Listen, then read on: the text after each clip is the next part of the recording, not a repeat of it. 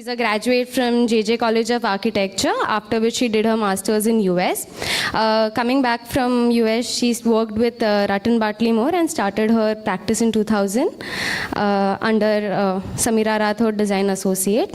Her passion for writing, theorizing and discussing architecture has led to her being the editor and creator of Spade, which recently released their book called The Museum of Trees. She's also the director and founder of Spade India Research Cell Circle, which candidly, deliberately investigates and researches conditions and impacts of design in India. SAMIRA RATHOD believes in cultivating talent and strong sense of design in today's youth, and is for me is a very good inspiration. I've worked with her, so we welcome SAMIRA RATHOD to the dais for her presentation today.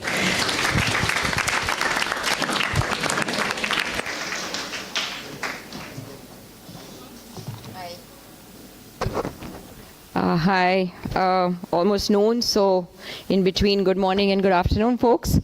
Thank you, Aarti, that was wonderful. A little rushed, you didn't have to say so much.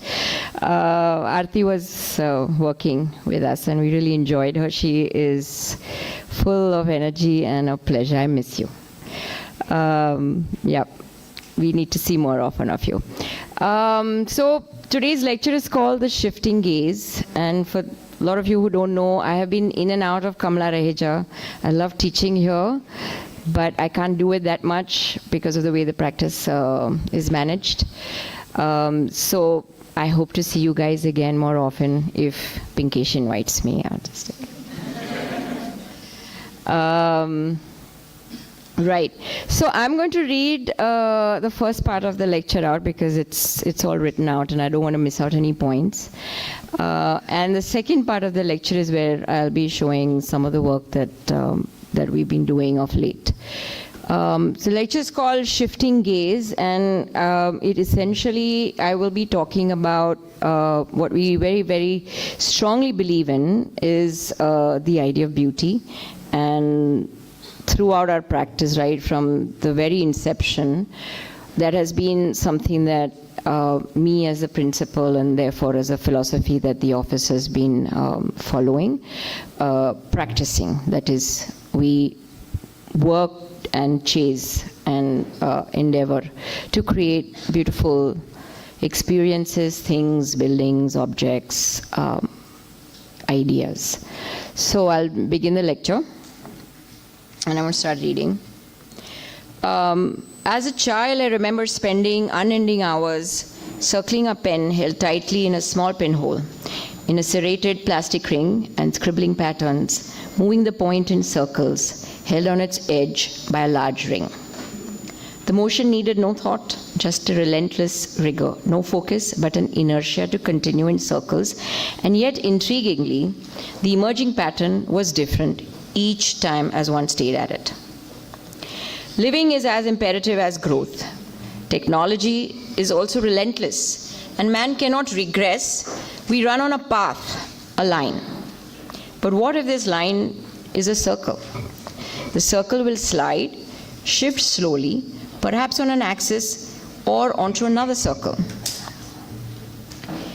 The universe would be naught but the parts of these circles, superimposed, forming a complex and intriguing pattern, dynamic and churning like a spirograph, where no two points concur, but one stays in the cycle, spinning, returning to the same zone again and again. For the Westerners, the circle is also moving on a line, like the wheels of a train. Causing locomotion, a linear displacement, always traveling forward. Whereas in the East, we return, we reincarnate, we recycle, and so our future in some way must be a déjà vu. And so walking into the future could be revisiting the past, and whilst there is a lot of churning around the circles to actually only be displaced by a small shift.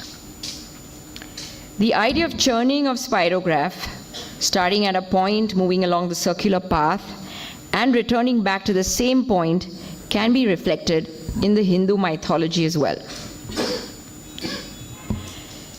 In the words of Devdutt Patnaik, travel took a new form with the genesis of the act of circumambulation. Not the search for a new home, not raids into other people's lands, not the quest for trade, but the spread of ideas. Patnaik's recitals talks about the idea of journey. They say on the banks of the Indus,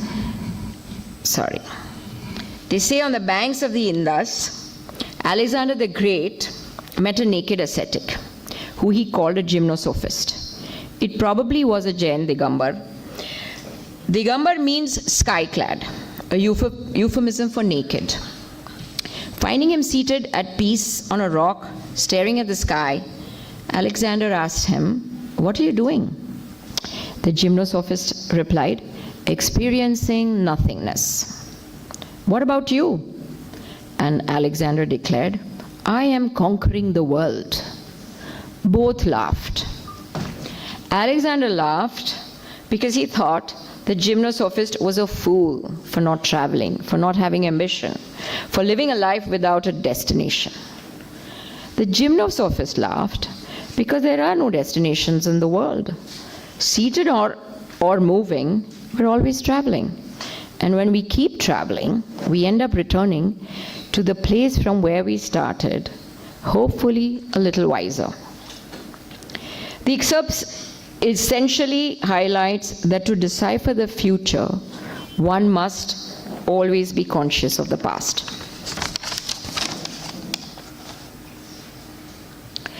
In Italo Calvino's Invisible Cities, there's a legendary traveler, Marco Polo, was asked to travel to cities and garner not gold or silver, but the stories of these mystical lands that could be narrated back to the emperor.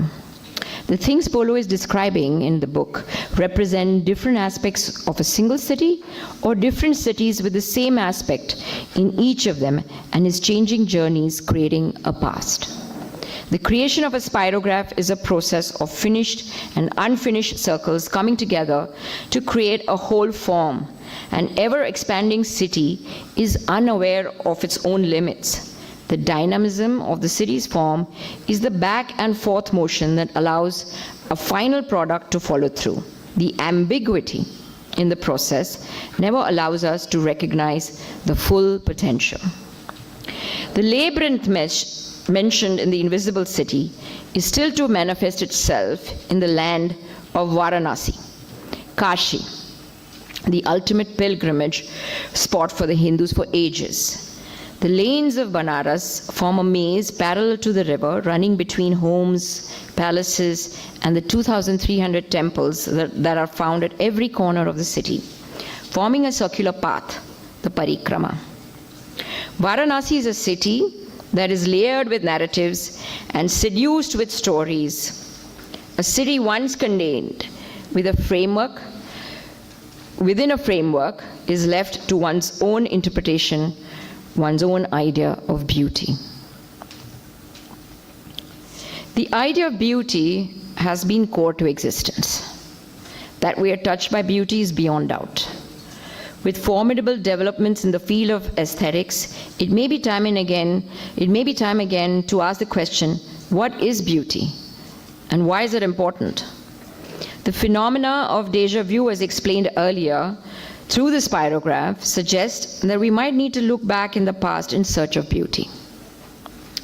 Just as art and architecture from the ancient times that have been dominant influence over the longest period of world cultural history, there have been many views about the idea of beauty, as well as which could be broadly categorized as beauty as object and beauty as subject. Plato, a classical Greek philosopher, explains his idea of beauty as mathematical objects. He explains the geometric shapes and objects like a sphere, a tetrahedron, a cube, a square, and an equilateral triangle are the most beautiful. Beauty thus becomes regularity, harmony, proportion, and mathematics, according to Plato. Plato also argues that the apparent world is ever-changing, and forms in the apparent world are nothing but replicas of Platonic forms from the world of forms, which is the idealistic form of beauty. According to Plato, it is the thought, the idea that is perfect. Everything else is only its interpretation and an unresolved idea or manifestation of that perfect idea. Michelangelo's attempts at drawing the ideal human body then making of David is such a perfect example of that exercise. A direct influence of this theory can be seen in the Renaissance period, where the idea of beauty is measured through proportionality. A lot of the architecture and design from that time reflects the theory of proportion of Vitruvius. Hence, in Vitruvian buildings, the human beings can set themselves in relationship with the whole because of their own bodies, which are measures of that whole. Some well-known examples of this are the Villa Rotonda, the Pantheon, the Florence Cathedral, and Santa Maria Novella, all of which are based on this idea of beauty through proportions. Another such marvel, which we are all familiar with, is of course the Taj Mahal. So while Plato thought of beauty as a mathematical object, the aesthetic theory of Immanuel Kant, which came later, marked a decisive turning point in thinking about beauty. Kant was of the view that there is a thin line between pleasing and the beautiful. He also believed that beauty depends on form, but went on to add that beauty was no longer a matter of cognition of perfected form, but rather a matter of the arousal of human emotions in the search for form. The beautiful, Kant rightly observes, sets forces of feeling in motion. It is uplifting. So for him, forms that have a degree of indefiniteness, of the kind that makes one think and stimulates human imagination, are to be considered beautiful. The joy one feels in contemplating what these forms could be is the real joy in one's own emotional activity. Hence, when Plato considers beauty as eternal forms, for Kant, beauty lies in everyday objects. This here is the artwork by Prajakta Potnis that shows this whole idea of beauty as a feeling and emotion, because what you're really seeing is cauliflower and some cherries or plums, I think, in a refrigerator. And yet it's just brings a smile to your face, and that's what creating emotion about is what we're talking about, or is Kant trying to profess as the idea of beauty too. It was this idea of fascination and making one think by looking at something beautiful that formed the basis of works of various artists. The intrigue that seascapes of Hiroshi Sugimoto induced reflect the very basis of the Kant theory of beauty, which believes in beauty through experience. The American photographer Alfred Stieglitz captured nudes with his camera, interpreting beauty as seen by him.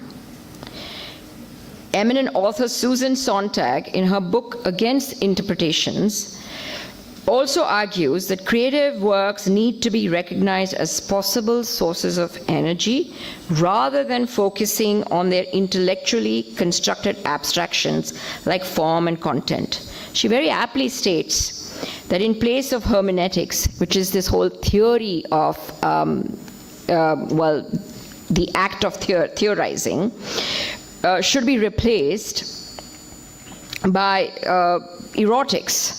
So in place of hermeneutics, there should be the erotics of art and erotics of beauty.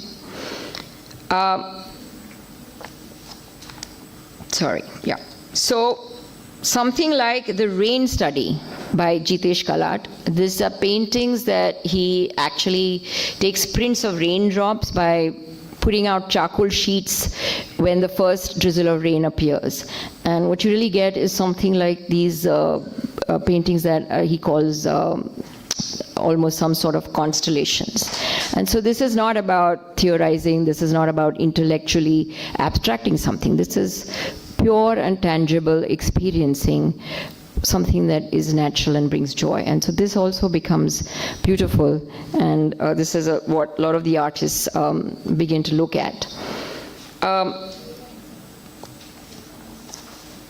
Sorry, I lost my line here. So, yeah.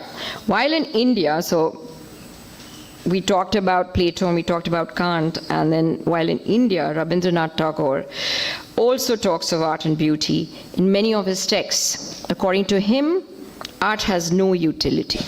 It has a purpose, one of providing a sense of freedom and the attendant joy. Like seen in the works of someone you know very well, Kaushik Mukhopadhyay, and I love his work. And these are the little machines that I'm sure a lot of you have already seen and experienced that bring a smile to your face. It's made out of waste that comes out of home, and it's mobile, it's kinetic, and there's this is what one means by replacing the idea of hermeneutics with the erotics. They are sensual in some way. Beauty has a community forming function. In the pleasure, before I read on, I'm sorry about this. So to add one more to the list of people who've spoken about the idea of beauty, the more modern notion of beauty, something that Dennis Dutton has talked about in his Darwinian theory of beauty, where he says that anything that is done well, anything that showcases rigor is also beautiful. And I also tend to kind of concur with this idea, because at many levels beauty is subjective, and that has been the commonest argument that people have made about beauty. Well, it may be beautiful to you, but it is not to me. But I think there is a larger thread that underlines the idea of beauty. And I think Dennis Dutton, through his research, has been able to expand on this idea of anything that is done well. And he even goes back, if you read more about him, and you'll find his work on the net, he has gone all the way back to the Stone Age man, where he talks about even during that time, the sense of beauty was prevalent, and that men used to spend huge amounts of hours trying to make tools which were way bigger than what they really needed to be. And so they were almost like an obelisk. And he goes on to say that it was done to attract the female species. And so the biggest obelisks got more attention. And that was, again, leading to this whole idea of, and that's why Darwinian, as to promote or propagate the idea of production and reproduction, and link it to the idea of beauty and work and rigor. So, going on further from there, beauty has a community forming function. In the pleasure taken in certain things, people with similar tastes feel united. The idea of craft is one such practice that widely brings communities together. Craft engages people and gives a sense of dignity.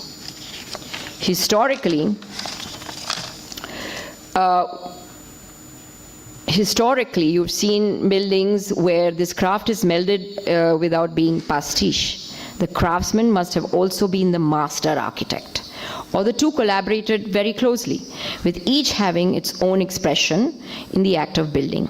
Hence, the idea of craft was not something that was detached from that of form. But today the craft can be redefined to the articulations of materials brought together to represent form. Modernism and postmodernism has renewed those meanings of craft, craftsmanship, and architecture. The craftsmen were as if hacked and the body parts amputated and separated into two, the mind and the hands, that earlier worked in tandem are now two different entities, the architect and the workers. This left many craftsmen out of work to be enslaved on building sites as mere labor, and the emerging architect more empowered to dictate, but less and less equipped to deliver in the local context. Hence, even when Kant spoke of beauty in form, it was not a consummate form. It was not perfection and precision, which today are a core focus of industrial production. Design has somehow lost the indefiniteness, the suggestive, the vague, and the playful, which create the experience of beauty. With technological development, there has been an inevitable change of conception of beauty. The shaping of materials and materiality for the sake of bodily comfort have made it difficult to discern the idea of beauty in terms of intellectual engagements. The generation of unlimited aesthetic effect blurs the understanding of beauty. In a milieu like this, what could be the way forward? Like the spirograph suggests, the future can only be deciphered through a look at the past, and probably that's the way forward.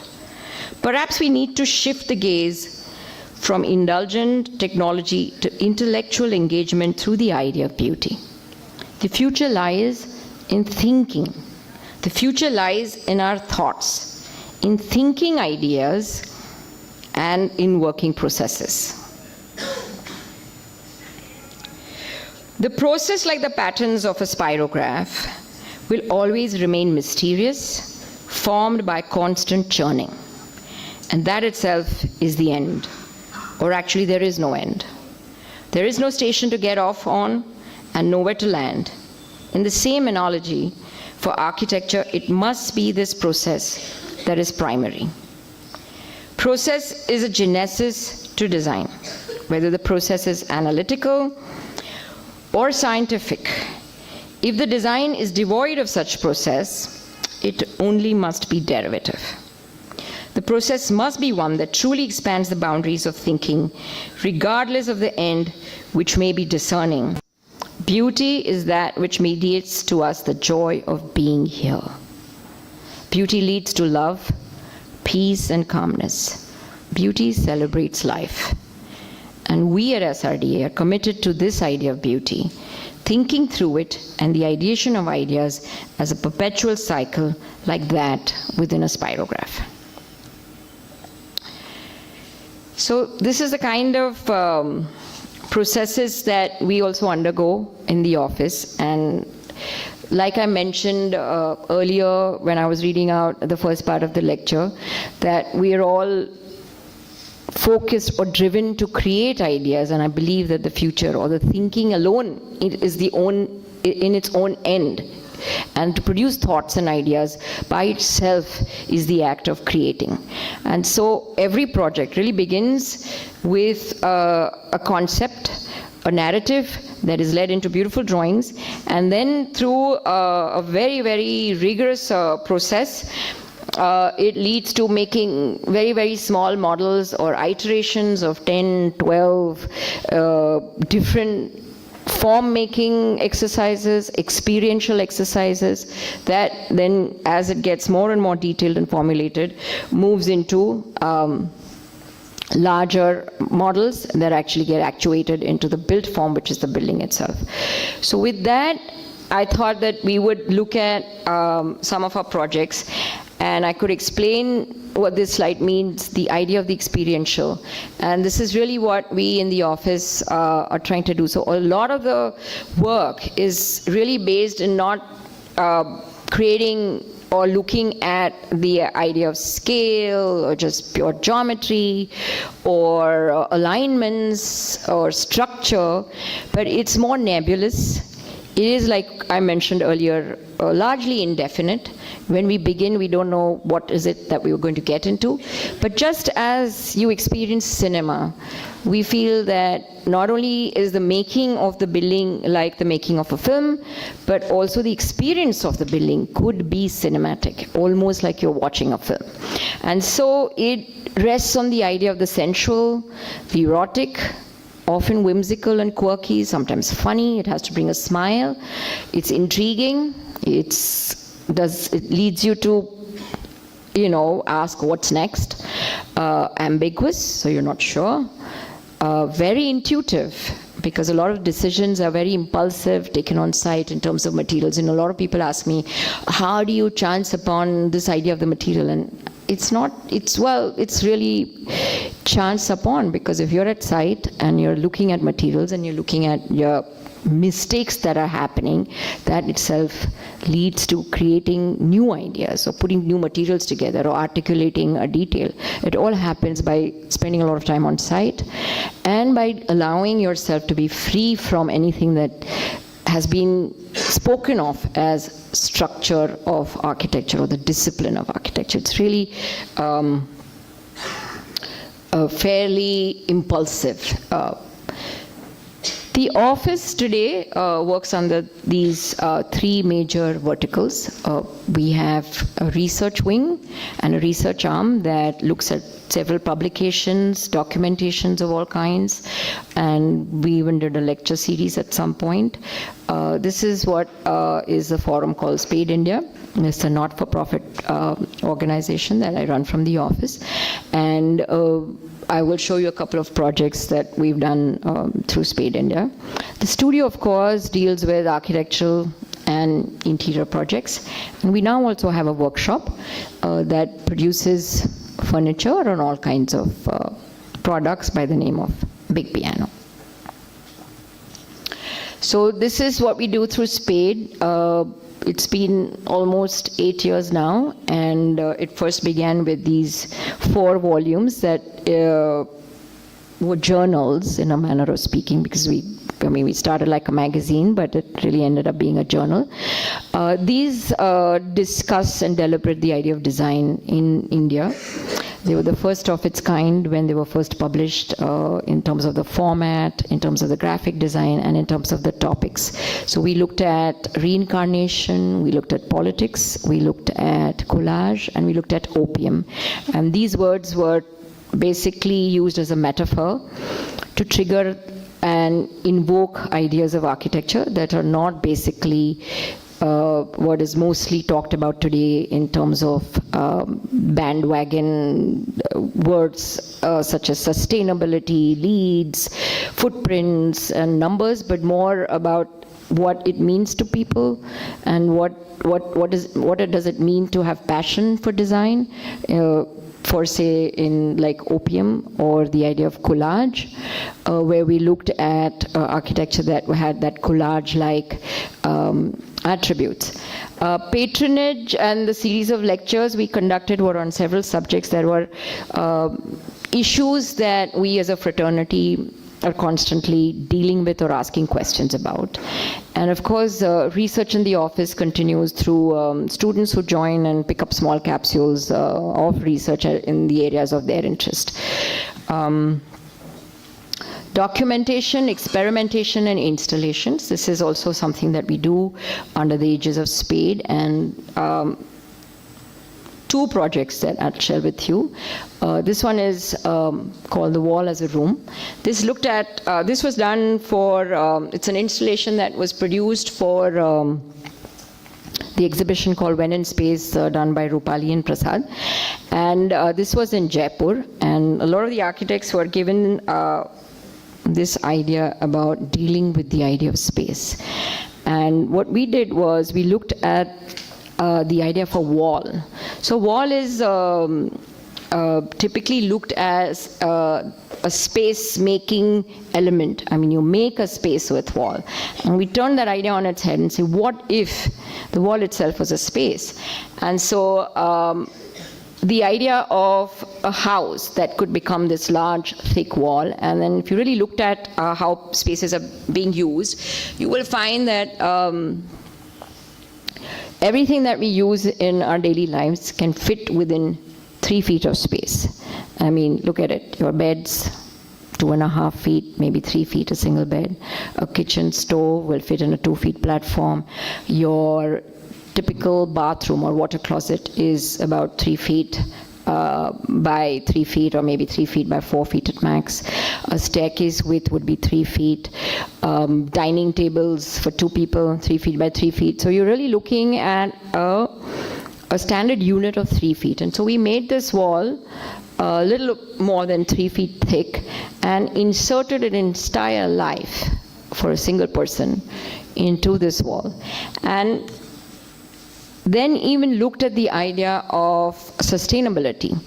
And so there was a whole system of water connected into this wall that could be recycled and brought back to a tank which was inserted underground. And so the entire sense of cooling would happen through this waterfall that happened outside the wall. And on top of the wall, we had vegetables growing, and the idea was to create vegetation. So you could go up the wall, pick up your food, come back, live in the house, which was a wall, and spend your time on the veranda, which was just outside it, and use the same water again and again to cool. And we also had a little fire installed into the wall to keep it warm. And this you can see were the various sections that one was looking at. How does one fit life into the wall? And so it looked like this. So this is about 50 feet long and 3.5 feet wide. You can see the little bum here because that's where the toilets were inserted. And you had this bamboo wall. So you have a brick wall, and then you have this whole kind of bamboo wall in which were these pipes fitted, which actually allowed that idea of rain that I explained earlier. This is the one that Aarti has helped build. She was on site for what, 2 months, Aarti? 2 months. She stayed building this brick by brick, and she can tell you what it meant. Like, we got pieces of furniture from Chor Bazaar, picked up all this kind of old stuff, and really fitted them in. You can see the black and white also denotes the idea of being very neutral and stark. And it was a very interactive installation. We had a lot of people even sitting there enjoying a cup of tea.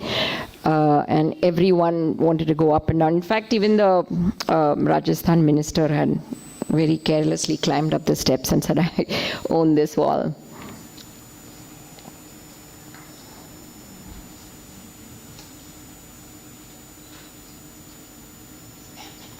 And so even then, something like this, which is in some sense an idea, and then was allowed to be manifested, needs to be taken further. And so an idea like this, therefore, then can be manifested into something that can become more real and actual and consequential to how we bring innovation into societies. And then we were looking at this whole idea of the wall as a cluster to create community. So you could really look at this idea of single homes, the walls, join them, create clusters, and so on and so forth. In rural areas could become communities, but in the cities one could look at the idea of the edges becoming homes for the homeless too.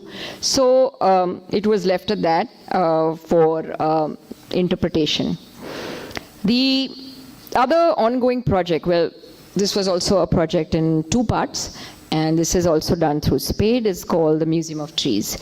The Museum of Trees really looked at the Rani Bagh, which is in Baikhala, and the one important green space with 3,823 trees from various parts of the world are in the Rani Bagh. These trees were brought by the British to the Bagh at a time when they were still ruling us, and it was their pleasure garden, it was their botanical garden. A museum was added to it later on, and then of course the zoo. And it was just something where I had spent myself as a child amazing hours. Every Sunday I would be at the Baikhala Zoo, and I don't think it helped me grow any love for animals, but just made me more sensitive. And I wanted to come back to it much later in my life. I've taken my children there very often, but I saw that the condition of the zoo was really something that didn't go down well even as an idea. And the fact that it had so many beautiful trees, and the fact that it had land which was untended, needed to be looked into. And we went in and documented these trees and looked at this whole sense of the tree again as a wonderful being, not books till now on trees have been really written as data. So we will have books that talk about trees in India more as information or data that you can use for landscape or just as horticultural knowledge.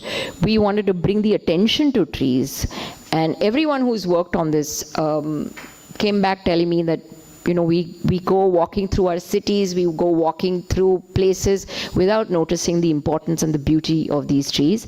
But now that our attention has been brought to it, it's a wonder and it's a joy to just simply watch trees. So Riya Shah, who's also been a student from Kamla Raija, she made these beautiful watercolor drawings looking at the various trees in the zoo, and the book is now available, it's published.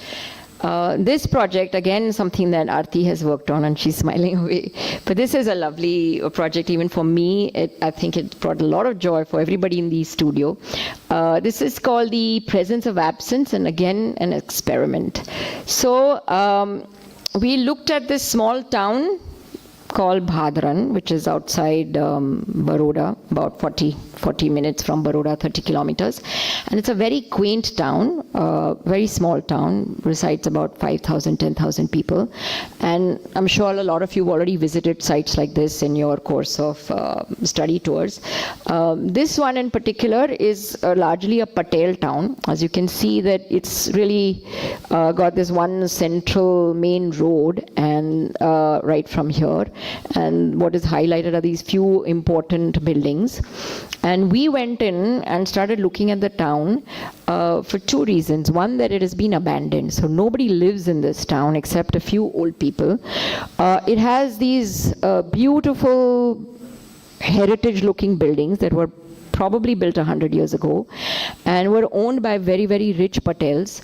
All these Patels are now NRIs. So they have a Bhadran club in New Jersey. And yeah, so they talk on the Facebook, and oddly, there is a tome, there is a book which has everybody who's lived in Bhadran in the book.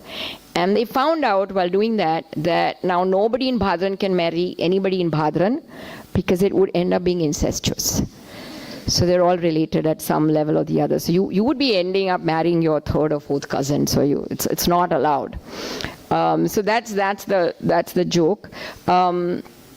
So we wanted to, so here these are the beautiful buildings, they're all coming apart, and there was a very strong melancholy, or it's very, very strong sense of calling that comes when you see these buildings, and you want to imagine what must the life be. These are all tobacco farmers who left. There's still tobacco growing all around the town, and there are a few, one or two families that practically own all the fields, and a lot of the rest of the town is really abandoned. So they're empty, haunted houses, and the only people that live in here are some of the old parents who are also on their kind of, to say, last leg. And so this whole experiment was inspired from for an exhibition that was called Death of Architecture. And so we wanted to look at this idea of death not as an end, but as a passing, as a moment that, like life or birth itself, is a pause, is not the end. And like I mentioned earlier about that whole churning, about the cycle, this kind of in some way refers to that there is a resurrection. And so nostalgia, that is this kind of sense of remembering, is very important. And a lot of us, we go back to our old places, old homes, your native places, or where your grandparents must have lived at some point, or great-grandparents, or places that you just have great memories of, and you go back, revisit them, and that whole sort of imagination comes back to you. And so how do you make that tangible? How do you document something like this, which is not the typical way of documenting in terms of redrawing what is already there? How do I get away from that and document this differently? And so we came up with this idea, again by chance, because yeah, so sorry, these were the kind of pictures that created this whole sense of the people that are left behind in the homes that were left behind. And these wondrous aging textures that we found on the buildings by the weather that the buildings have been weathered over the years is almost like the textures you find as you age. You know, that's a tree, and some of these are walls, weather-beaten walls, the brick has eroded, and that itself are the textures that we see on our bodies as we grow old. And so it was this whole sort of sense of sort of simile and metaphor that was being looked at. And when we walked into, by chance, into a home that was actually being taken off, and they were emptying out that old house, I walked into it and I found that it was kind of a treasure of these very, very intriguing old objects. So you can see there's a little telex machine, there are stamps, kettles, nibs. We found a 1920 National Geographic diary of the owner who must have lived there, his account book saying 4 rupiah chana, 25 paisa, watanana, that kind of thing. So they were actually his kind of grocery lists, and just amazing kind of paraphernalia. And they were very happy to give it to us. So we took a big trunk and brought it back to the studio. And like I was mentioning earlier, that we wanted to create this idea of nostalgia and make it tangible. How do I hold it? And so the one thought that came to us is that maybe you have to make them into souvenirs of remembrance. And so I just opened up the trunk to people in the studio and said, make things out of these things. And so kids really very excitedly were working over the weekends, and this was one time that Sundays didn't matter and nights didn't matter, so very enthusiastically they were just throwing ideas and putting things together like a real collage exercise, and made these kind of objects out of those things. So this is what we got out of the earlier objects. And this then, to take the idea forward, and this is what I mean by explaining a sense of process, that something like this could never have been imagined by any structural or disciplined way of looking at the idea of architecture. It has to be this nebulous, ambiguous, free sense of being able to create through such processes. And so from this, 3 boxes of stamp pads that during the time of making the toys and the souvenirs that we just attached and made them into boxes that could kind of be packed one on top of each other. We actually made a wooden counterpart of it, which now has a use. So you could really put little pieces of jewelry in it, and these are boxes packed on one on top of each other. And same way, a toy that was this little needle and some thread that we found and became this what we call the lotus pond. These are little tackboard pins. Actually became a table. And this is a model of the table. And now this is becoming a piece of furniture that is going into a home. So here we have it. The little toy becoming foldable cabinets with a foldable screen, and that little toy becoming this children's art table with place for crayons and his art material with a little light on it, and has this kind of free nebulous form. So with that we come to the main body of the office, which is doing projects. And so I'd like to share this one project.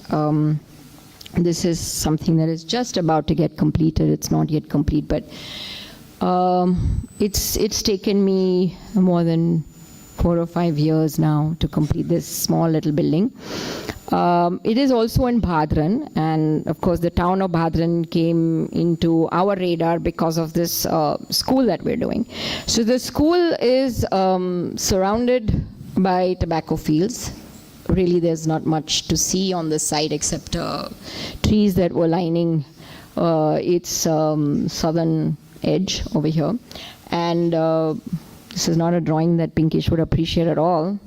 But so no, well, it does have a north sign, so that's not so bad.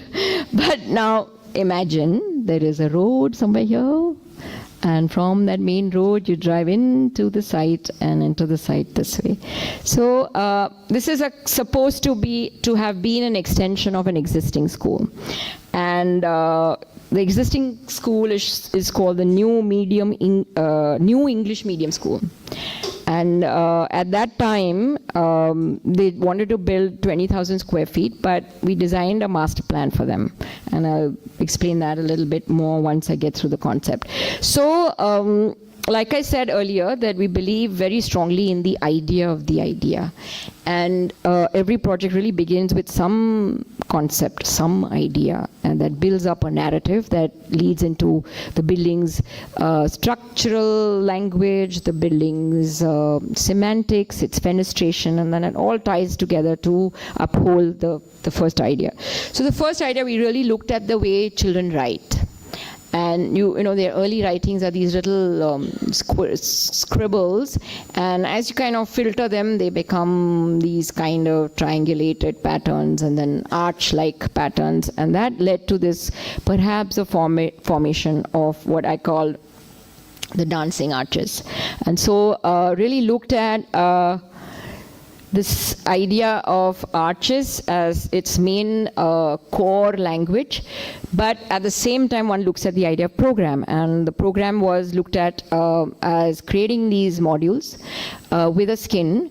The module is the class space, and the skin is the corridor. And once this kind of gets formed, you can go on adding these to create a string. And it's almost like saying that after we build the first few classrooms, we won't be required, because the building will kind of extend itself by the locals themselves, and they can build the same format again and again.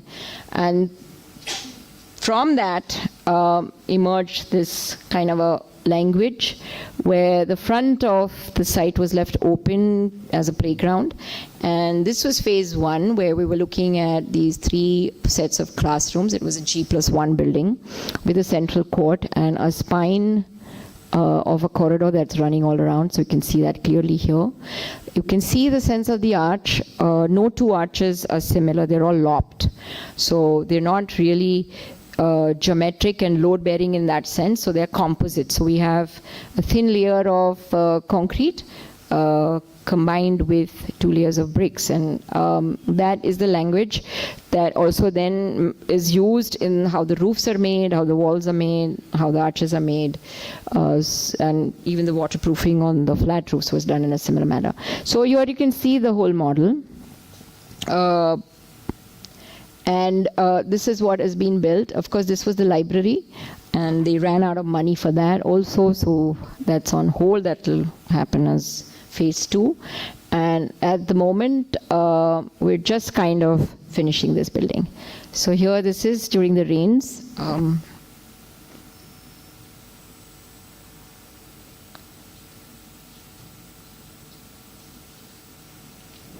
The entire structure is made primarily in brick.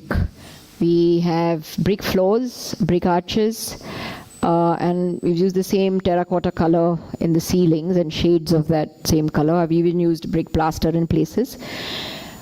So here it is.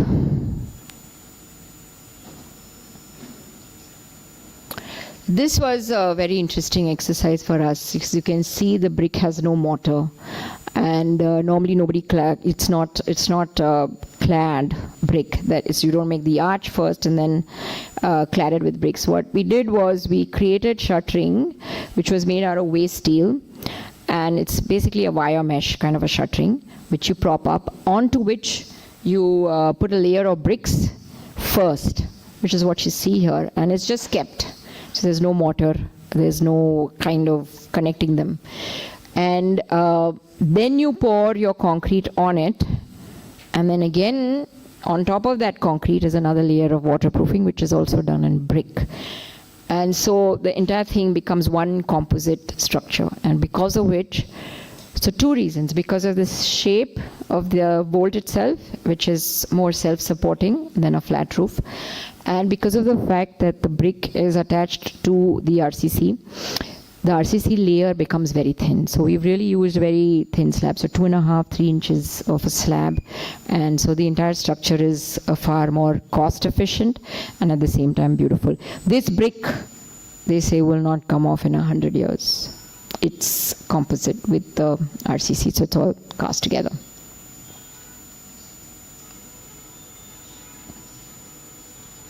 This is the staircase block, also done with the idea of corbelling and a similar shuttering with brick and RCC slabs.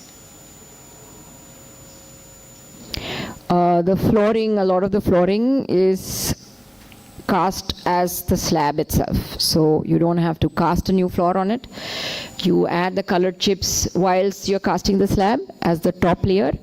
And then after it's been cured and set, etc., you just grind the top layer and then you get a terrazzo kind of effect. This one right now is not polished, but when it gets polished, it looks like any terrazzo floors. The windows don't have wooden frames. They are frameless windows. So we managed to give it the rebate.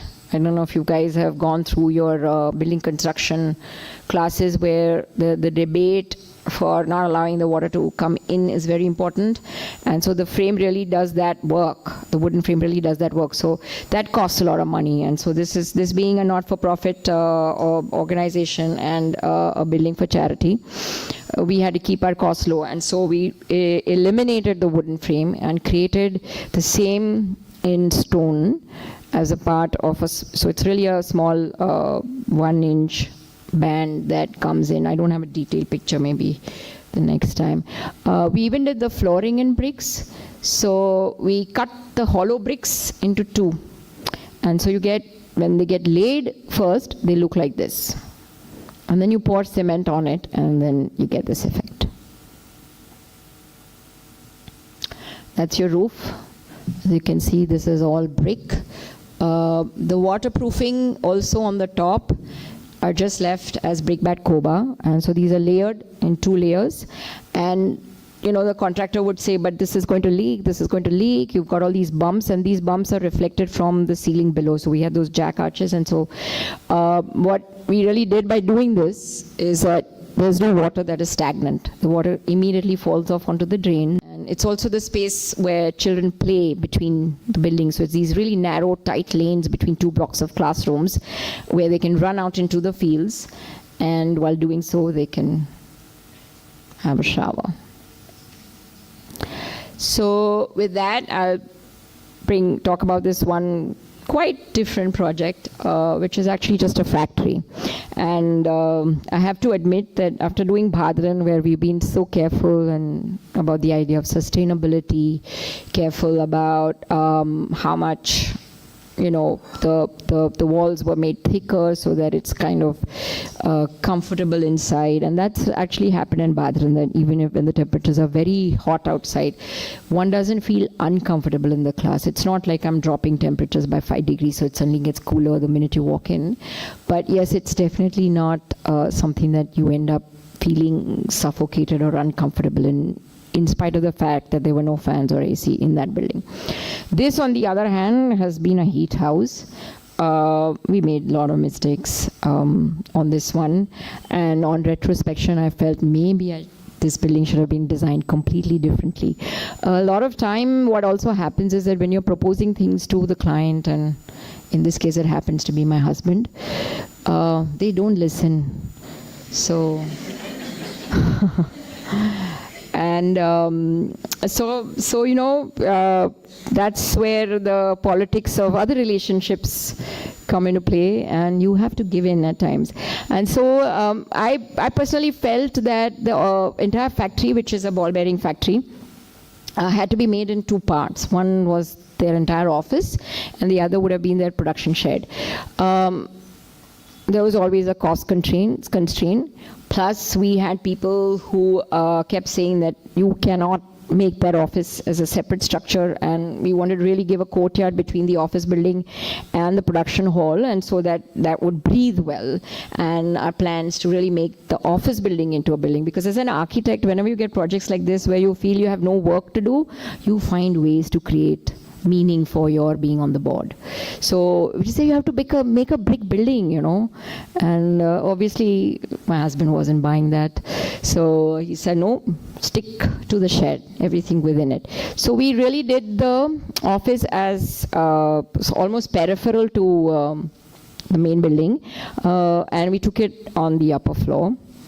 And he was going to allow me a brick facade because that fitted within the cost. So as you can see, the bumps over here were inspired very literally from this. So in that sense also it was kind of very gimmicky. But well, okay, we'll go with it. And so this is really a PEB engineered structure, which you can see that this is the main shed, just a typical factory. And then this became the structure of the office, which is also designed with the same material. So I've used the same steel sheeting, which is really making the insides very hot, because of which the air conditioning had to come in, and that cost a lot. And then I had only one thing to say to my husband, I told you so. So that's where the battle was won. But this is the factory. And you can see this whole attachment of the office that came onto that building. Whilst this wanted to be initially a brick facade, and we said we'll use lightweight bricks, but I think being in the village that it is, Surendranagar, well, it's not a village, but it's a town, but it's almost village-like. And the kind of engineers I had, and the struggle with time that one was battling with, the contractors gave in. They said, it's not possible to do this. And the engineer said, I can try, but I don't know, it'll take time, blah, blah, blah, blah. And like I said, you know, when you're doing projects that have to become commercially viable, you know, you have the hammer knocking down on you saying, sorry, boss, no time for all this experimentation. Please do it through spade. Here we need this building in time. So we went back and we said we'll go ahead and use steel because that's easier. And so really that's how this whole building, of course, was to come up in 6 months, took about 9 months. I think we overshot 3 months, and for various reasons, but that's the factory shed. And at one point, again, the artist in me wanted to have some fun, so I came up with this idea saying that we'll do an art show whilst the building is in construction. And I actually spoke to some galleries and talked to them, and we said we'll do this art show which is called Spaces in Between, and we were going to get artists to put up their work in these spaces because they were so huge, and it's very rare that you will get spaces like this to showcase art. And then that couldn't happen because it just ran into humongous costs just to bring art to a place like this, and one had to rent the art, so you have to pay the artist to lease it out for 5 days. So it just became a nightmare in terms of logistics, and we dropped the idea. But these are some of the actual spaces within the factory, and this is what it looks like now. So we did bring in some detail onto the brackets that are actually supporting that box on top. And the interiors of the factory, I thought those were at least a little interesting in terms of we only used white and black. And the reason why white was used is because you're supposed to keep this place absolutely dust-free. And so a lot of times when you say somebody wants something dust-free, you start to camouflage colors. But here the idea is that the dust really mustn't be there, not just be seen, but it should be absent. And the only way it can be absent is if you see it and you remove it. And so dust is most seen on white. And so we used white so that you can keep it clean, so that the minute you see dust, it gets cleaned. So the floors were kept white, the walls are white, the ceilings are white, and then I used the steel as one more material to make the interiors. You can see this is how it looks. These are all painted epoxy floors, polycarbonate sheets. So these are typically materials that are used in industrial, I wouldn't say architecture, but in industries, in the making of factory buildings. This is the conference table. And this was also completely made out of mild steel. Here, a little bit of detail where steel is stitched in to the steel like you would embroider. And with this, I think this is the last project. I don't know, but how much time do we have? We have time? No? I'll finish this. Okay. So this, I'm sure, again, a lot of people have seen. It's been widely published, so don't have to talk much about it, except that this is a house in Alibag, and Alibag is this haven for rich people's second homes and for architects to express themselves, because everywhere else hands are tied. So, well, that's the truth. So any project in architecture, even if it's a kennel, we say yes. So this is a house, again, on what is popularly known as SAMIRA habitats. And SAMIRA habitats is not something I own, and I have no contract for using my name. In fact, I don't want to do anything with them, because they've been broadcasting land which they say they will infuse with infra and facilities, and they do nothing. So we got 2 plots of land from the client which had nothing on it, and you had to start from scratch, which means wells and electricity and roads and everything that was promised to him. So that apart, the idea behind this, Alibag is very hot, and it has great breeze. This was a land very close to the sea, but no sea view. It had the view of these mountains. And we looked at this whole idea of Indian homes with thick walls and sloping roofs and a courtyard like South Indian houses, and this whole sort of sense of airflow that happens through the courtyard and the quality of light that happens through the courtyard. So if you see a South Indian home, the central space has light, and as the rooms go away from the courtyards, because they're mostly dead walls on the outside, they get very, very little light. So it's kind of moving into dark spaces. The other idea also then, therefore, from there, really look at this house like as if it's almost like an embryo with a courtyard and a little water body here, and only one tree that was very prevalent on the site, which we used as a marker. The whole idea of this building, therefore, is not to create a very fancy form. I always told you that we look at this idea more as cinematically, and therefore it's more about the experience of using this house. And so really on the outside of it, it's a big dead wall. And once you get in, the house really kind of completely opens up to all its various rooms inside. So here it is, the land, the garden that we landscaped, and you really come to this kind of huge dead wall. From here you walk all the way in, come to this dead wall, and then there are a series of courtyards. So you have a courtyard here, you have a sense of a courtyard here, there's an arrival courtyard outside the house here. And these are not really formed by walls, but by edges. And so it's a sense of the courtyard and not really a formed courtyard with walls. But as you go in, this sort of hierarchy of courtyards expresses itself. There's also the idea of the interstitial. And so the interstitial being places of movement where you move from one space to another.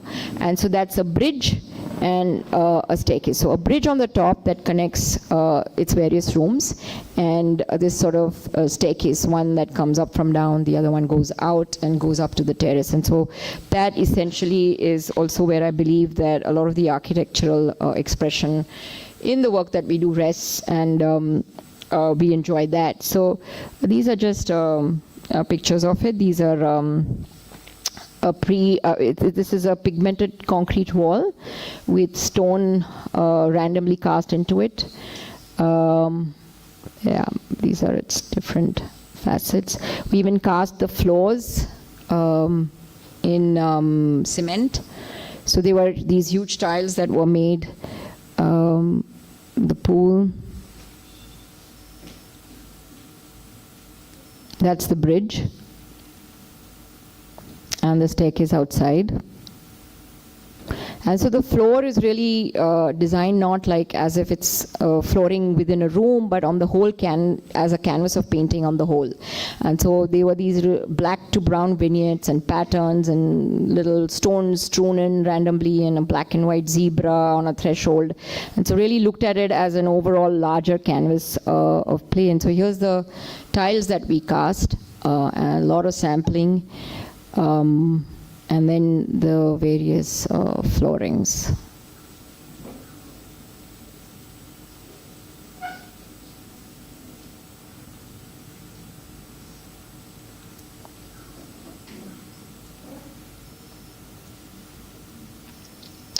So quickly, just some bits and pieces of the workshop where we make lots of furniture. We make handles.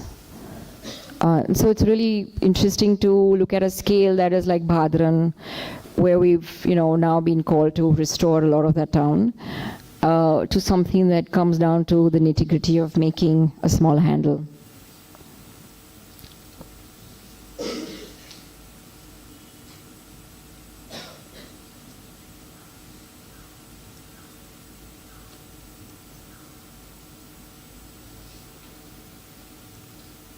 I think we can omit this or just run it through. Sure. So these are some earlier and other projects.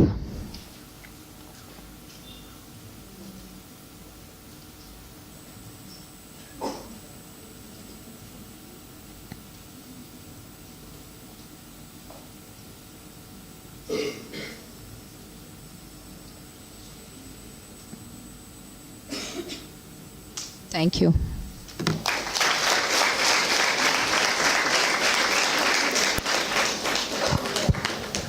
Thank you for sharing your thoughts and your projects with us. I'm sure it was very valuable and interesting for all of us. We are now open for questions.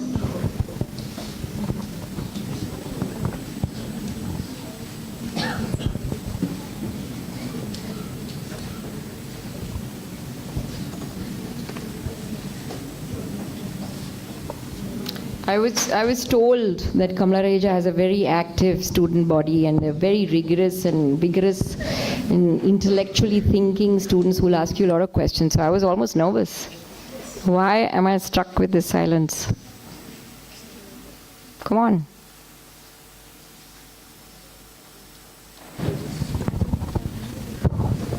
I think just to warm them up, to kind of open up, I'm just going to ask you, it's very interesting to me, I think something we've discussed earlier as well, but I think the idea of beauty is something that seems to have fallen off kind of the vocabulary of architects in some sense, and it's very refreshing for me to actually hear you kind of bring it out as being central to your work, not something that just is a byproduct, but it's actually a search for beauty in some sense through everything you do. And we've actually seen that through all the kind of various scales, whether it's the beauty of going through the publication or the research, or it's a door handle or the project. I mean, there is this kind of consistent thread throughout. I'm just going to ask you that how do you think this aspect of beauty is something that can be brought back into students' lives or through pedagogy? Is there kind of a way, or how do students actually heighten their ability to discover beauty or find beauty in various ways? So, I've just come back from Ahmedabad, and they had this exhibition that was followed by many discussions with panels, and they talked about various aspects and issues that are concerned with the profession of architecture. So they talked about the size of practices, they talked about urban issues, they talked about sustainability, and all throughout. And the one session that I attended last was also where Mr. Doshi, B.V. Doshi actually spoke, and he sat through that whole discussion where there were these four very prominent architects almost sort of announcing an absolute kind of declaration that sustainability, resilience and planning, and these have to be really upheld. And so And then one gentleman even talked about how death of architecture means you have to do a shraddh and cut things into pieces and throw them away to the crows. And I was listening through all this, and nobody talks about the core idea of architecture, which is making buildings. And making buildings, whilst it does have a function and purpose, is also about creating an experience. So you could be sitting in this hall and enjoy this, but you've not enjoyed this as a space. Does the curtains tell me something? No. Does these walls speak to me? No. Does the flooring speak to me? No. Does this tube lighting speak to me? No. Hell no. And so even if I'm sitting at the airport, I'm like, why do you make my life uncomfortable and miserable? Why am I not being the central to everybody's design? Why I as a human being are the most downright rotten, downtrodden identity that should be neglected? And architecture is about upholding this human being into, saying, I'm in love with you. And so we'll make things beautiful. I'll make a beautiful bed for you. I'll make a beautiful shade from the trees for you. I will make your life one to be celebrated. And I think that is the experience that we all start talking about and focusing on. The rest will just follow. And that's exactly what Mr. Doshi talked about, and he explained actually how Corbusier was designing the mill owner's building, and he was actually writing a script. So he didn't start with, I'm going to make this fancy form, and I'm going to make I don't know if any of you visited, but it's got this lovely conference room, which is this oval-shaped thing, and it's got the roof on the top. And so he said he would take a pen out and sketch, and he just said, okay, river. Then he said, few feet above, he drew a section, said land. And then he drew stilts. And then he came to 1 floor and 2 floors. And he said, how does people get him? So he said, ramp.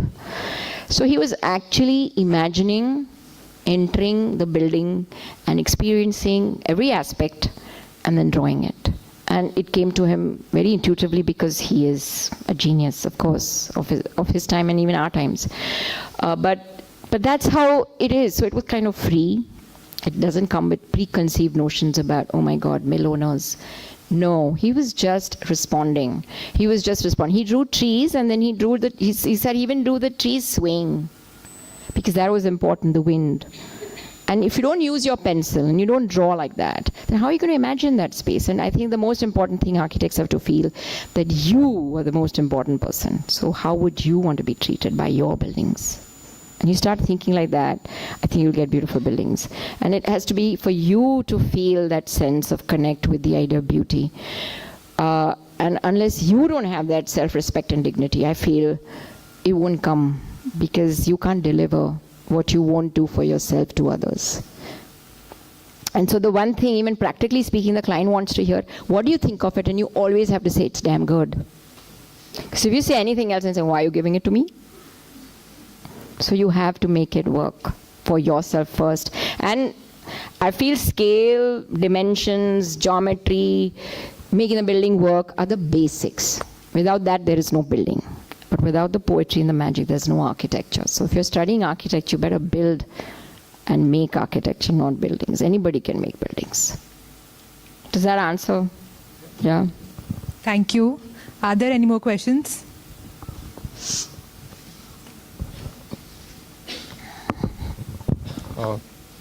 Do you feel that architecture is all about aesthetics? Sorry? Through your lecture, do you really imply that architecture is all about aesthetics? Yes, I do. I think that it's not only all about aesthetics, but it can't just be a byproduct. I feel, so it's not like our buildings don't look at footprints. We try very hard to keep the building tight so that it's not about inflating a cost, but it's about overusing, it's about consumption. So I think sustainability is, this big bandwagon where we are talking about leads, and we're talking about use this material and use that material and buy this and replace this with that. But if you look at very, very natural, traditional systems, they were already thinking of all those things. And if you start really deeply investigating that, then you will find that a lot of the things that even things like Vastu talks about, or even our religions talk about, were based on very scientific ideas of good health and well-being. They were not about, it was a threat to say, if you don't do this, you will, be punished by God. But basically it was saying, how do we keep society finite together in the kind of resources we have? But really, so yes, the idea of scale, proportion, all leads to beauty. The idea of keeping consumption as minimal as possible leads to sustainability. Also, beautiful buildings don't die. You want to restore them, so it's automatically sustainable because you won't throw it away. And when you don't throw things away and you reuse them, then you're recycling, you're upcycling. So again, there is the sense of sustainability, unspelled and unspoken, but it's there. So of course it is about the aesthetic. We all dress up, we shave, we walk, we work in a certain way. We want to be seen. And where do you draw the line from it being natural to it being unnatural and cosmetic? Where do you draw that line? I think that's what one needs to look at. So it's not like we don't question these things in the office. I mean, it's always on the board saying, yes, it's beautiful, but does it justify its end? And sometimes it doesn't. And so you have to take a decision where what is the cost you're paying for this? And if it's a huge cost, then you say no. And you find another way to make it more beautiful. But if you can say, yeah, sure, can add this little bit, and I mean, what the hell? Then you add it. So I think it's always that balance and juggle, and we're not always right. Yeah.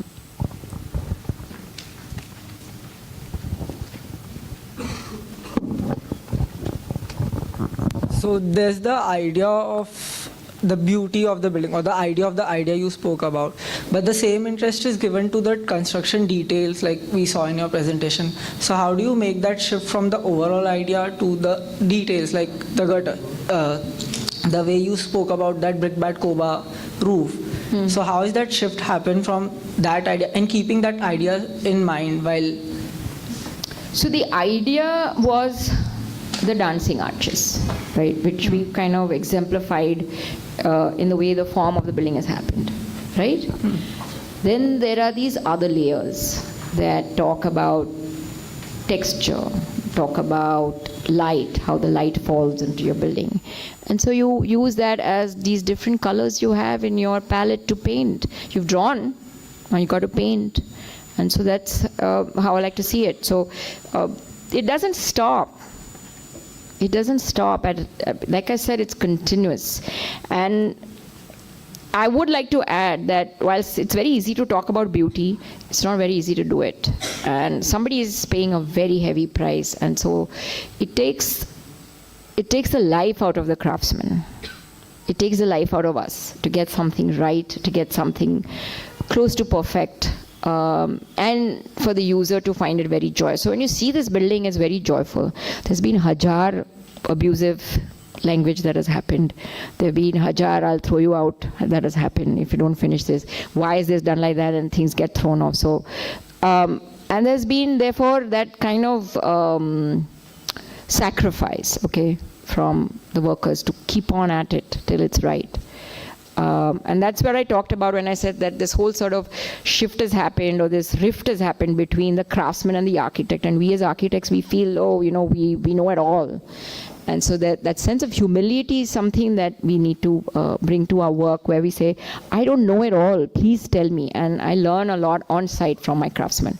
So there is a sense, it's a dual relationship between us, between, like a sense of respect, and at the same time a sense of being able to command something. I mean, in the Shadow House itself, we had a contractor who we gave the drawings of the compound wall, which I didn't show here, to do, and there were these freestanding panels of concrete that were about 10 feet tall, and that became the compound wall, and he put a big beam on top of it. So I said, when you showed me the sample, so I said, why have you put a beam? Because I think it should take a beam. I don't like your drawing. I don't like the design. That's what he told me. So I said, no, you have to do this the way I say to you, And that's the point when we are being so over-imposing, because there is really no relationship like I've spoken about. So I don't want to be a fraud. I am like equally enslaving as a lot of us architects want to be, because we want things done our way. And we don't allow that liaison at all. And the second time, when he cast more of those, he again cast the beam. Because he said, I don't think that what you're doing looks good. So it happens. And so there is a sacrifice, there's a lot of hard work, there's a lot of pain and suffering to create beauty. And when that goes in, what comes out is remembered and enjoyed for life, because there is something that's gone in. It can't go waste. So yes, the detail gets that same rigor and attention. Thank you. Are there any more questions?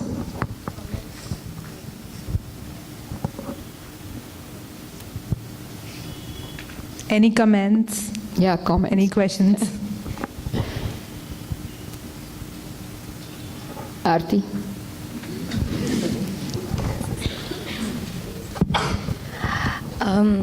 Talking about experience, like when you're answering Pinkish about his question of how do you, and what is this beauty and what is this experience about, I'll just share a small incident. I was sent to the Shadow House for a shoot, 2-day shoot of Design Owls. They made a video on Shadow House, and all those people who know me, I really love running around, so I'm always up and down the stairs. Like I'm usually running.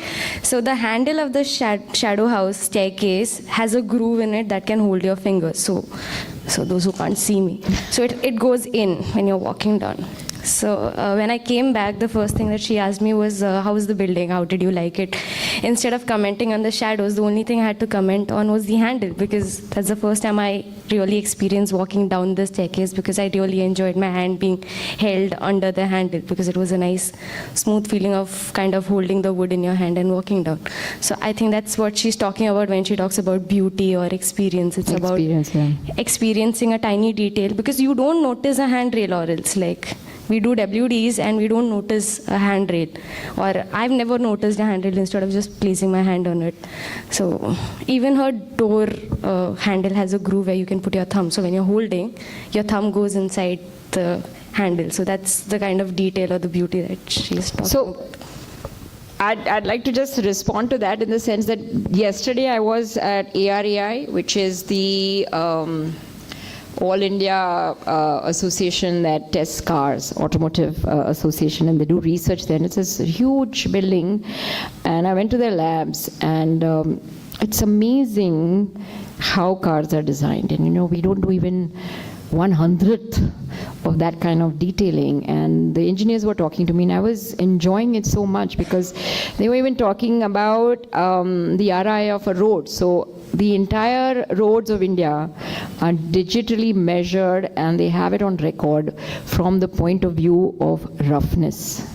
The car has to be designed roads to the very, sort of Abad road that leads to all our homes, where all the paper blocks have come off. So I asked him, what is the IRI of the roads in Germany? And he said 4. And so very sheepishly I asked him, and in India he said 22. So you can imagine that our cars are so much more tougher, he said, because we designed for 22. But the point being that is the level of detail that they're looking at. And they were talking about when they are designing cars that there's a huge amount of research that goes into the postures of a human being, the height of a human being in different parts of the world.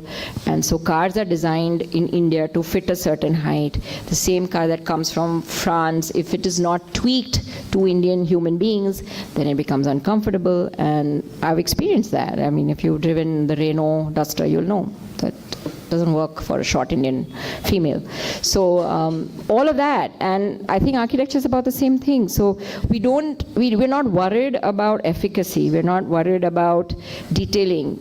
We just get away with everything. And I think all other manufacturing, and now that I've done the bearing factory for my husband, I realized the amount of tests that every small bearing, which is this small, that has to go through, and the amount of hours it is put to testing is amazing, and they have thick manuals of code written out to say your bearing will do all this, and it's like a big manual of 500 pages before you can sell and export it to a car that fits in maybe the Mercedes, and this little bearing goes into the Mercedes, but creates hell before we produce it. And it's not only do they check the people who are producing it, they check where your material is coming, so they go and check that vendor, and if he's buying raw material from somewhere else, then they check that vendor, and they actually have systems of who's going to be online, which means if the person that you mentioned is not on the assembly line, then the bearing is rejected,